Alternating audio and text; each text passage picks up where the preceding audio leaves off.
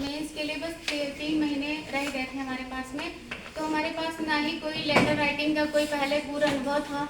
सबको पता है 10th में गाय और बकरी पे जो भी बैल आता है वही लिखे हुए थे, उसके बाद से कभी निबंध से मेरा सामना नहीं हुआ था। तो ये हुआ कि प्री निकल गया, अक्टूबर में हुआ था प्रीलिम्स और दिसंबर में आया था उसका रिजल्ट। दिसंबर में हुआ कि 5 तारीख के बाद हम लोगों ने लिखना शुरू कर दिया सर के पास में। तो उससे ये हुआ ना कि लगातार मुहावरे मतलब रेखांकित शब्दों को जो शॉर्ट करके लिखना पड़ता है, उपयुक्त वाक्यांश लिखना पड़ता है उसका छांट के। तो वो सब प्रैक्टिस मैंने यही कोचिंग में बैठ कर की है, कहीं और कोई भी क्लास नहीं की, कुछ भी बताया नहीं गया। सर ने लेखन मतलब जो लेटर होता है उसको लिखवाया, उसमें बताते थे कि देखो नाम मत मेंशन करना कभी किसी का भी, और लेटर लिखते टाइम बहुत सारी सावधानियां होती हैं। तो वो फॉर्मेट सर ने मुझे दिए, उसको मैंने किया और उसमें बढ़िया से बढ़िया आयोग में नंबर जैसे होते हैं 10 में से आपको 9 मिल रहा है, तो अच्छा एक मार्क्स माना जाता है। और पहले मैं से एक बात बताती हूँ, भैया लोग का जो सिलेक्शन हो गया है उन लोग के साथ मिलाया कि हिंदी की बात आए, हम लोग बताइए क्या हुआ कैसे हुआ। तो सर ने बोला था कि देखो संक्षेपण को 50 शब्दों के पार मत ले जाना, और मुझे सर की छोटी छोटी बातें बहुत याद रहती हैं एग्जाम में।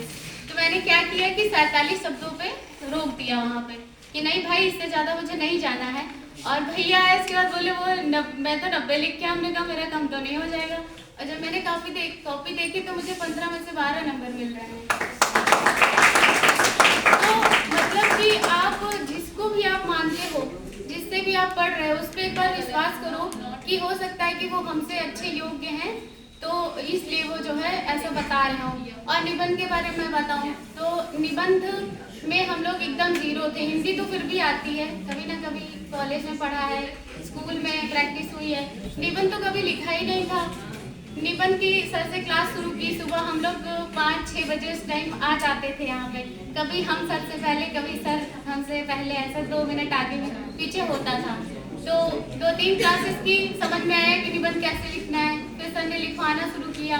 तो लगातार सर एक एक चीज पे ध्यान कर रहे थे कि देखो यहाँ पे तुम्हें पंक्तियाँ लिखती हैं, उसके बाद यहाँ से मतलब एक क्रम वाइज बता रहे थे कि यहाँ से तुम्हें फिर से पैराग्राफ चेंज करना है। देखो निबंध एक ऐसा नहीं कि आप जाके बस उल्टा सीधा लिखाओगे और वो एग्जामिनर बेवकूफ बैठा वो नंबर दे देगा, तुम्हें नहीं देने वाला है। उसमें एक तो प्रक्रिया होती है कि कैसे आपको अपने शब्दों का इस्तेमाल करना। सबसे बड़ा निबंध का रूल है आप शब्द प्रक्रिया अच्छी रखिए। आप इंग्लिश लिखते हैं इंग्लिश में अच्छा रखिए, हिंदी लिखते हैं हिंदी में अच्छा रखिए। ये मैं सोची कि मैं कोई सभी वर्ड यूज कराऊंगा और एग्जामिनर बेवकूफ बैठा है आपको नंबर दे देगा। तो सबसे पहले आपको शब्दों का ध्यान रखना चाहिए।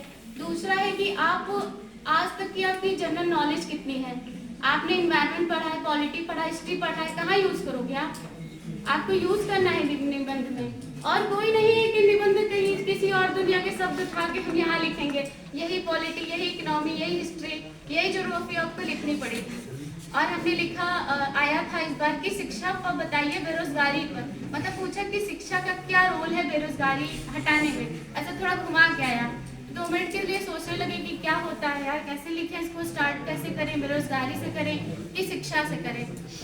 तो फिर मैंने सोचा कि यार पहले तो हम बताएंगे ना कि शिक्षा क्यों हम लोग बेरोजगार हैं, सबसे पहले हम शिक्षा लेंगे ना। तो मैंने शिक्षा लिया और पहला कुछ कोटेशन नेल्सन मंडेला का दिया था मैंने, उसके बाद लिखना शुरू किया कि जिस प्रकार शिक्षा एक मनुष्य के मतलब जीवन को बदल देती है, वैसे जैसे कि अंगुलीमाल डाकू को बुद्ध की शिक्षा ने परिवर्तित कर दिया था। तो इस कोटेशन से मैंने निबंध को लिखना शुरू किया और लगातार मैं लिखते गई डेटा फैक्ट्स, आईएलओ की रिपोर्टिंग, गरीबी के मतलब प्रकार से लेके बेरोजगारी, मतलब जितना आपके मन में है सब झोंक दो वहाँ पे, जितनी जीएस पढ़ी सब झोंक दो, नंबर दे देगा। और इस निबंध में मैंने कॉपी देखी है, जब कॉपी खोली ऐसा लग रहा था वाकई निबंध ऐसा होना चाहिए, इतनी शानदार कॉपी। क्योंकि मैं जब लिखती हूँ ना तो वहाँ पे नहीं पता चलता, टाइम नहीं मिलता दोबारा कॉपी देखने का, यार बचता ही नहीं है 3 निबंध में। और उसके बाद जब मैंने कॉपी देखी तो वाकई लगा कि निबंध ऐसा ही होना चाहिए, आपका फ्लो होना चाहिए, आप कोटेशन ऐड करो, आप उसमें डेटा जितने डेटा दे सकते हो दो, और जितने आप आज तक का अनुभव उसमें दे दो, क्योंकि उसका नाम ही निबंध है, आपका कोई बंधन नहीं है कि आप इतने शब्दों, और 700 कहा तो 1000 लिख के आओ, ऐसा नहीं कि 700 कहा है तो भाई 800 लिख दोगे तो वो काट देगा। हम लोग 700 कहते थे तो 1000 लिखते थे वर्ड। तो ये चीजें थी, और ये चीजें हमने सर से सीखी। निबंध हिंदी के लिए कोई क्लास कहीं नहीं की है, ना ही आंसर राइटिंग के लिए अभी तक कहीं की है। तो मुझे सर्वोच्च अंक मिले निबंध हिंदी में, बस यही चीज। GS 3 में मेरा 105 मार्क्स था, इस बार 105 मार्क्स था। वो भी बस यही आंसर राइटिंग की थी, लगातार यही आंसर राइटिंग की, सर से सीखते रहे। सर तो मेरा निबंध कभी नहीं पसंद करते थे, हमेशा काट देते थे कि 20 से 25 गलतियां बताते थे, तो मुझे पता था मुझे नहीं आने वाले नंबर। लेकिन पता नहीं कैसे वहाँ क्या लिख के आए, हमें खुद ही नहीं पता। बट ये है ना, सर जो गलतियां बताते हैं उन पे हमें काम करना चाहिए, उनसे हमें टूटना नहीं है कि नहीं बस सर ने कह दिया तो अब हमारा नहीं। हम सीखेंगे ना, जो गलतियां बता रहे हैं उनको हम सीखेंगे, सही करेंगे, सुधारेंगे और अच्छा करेंगे।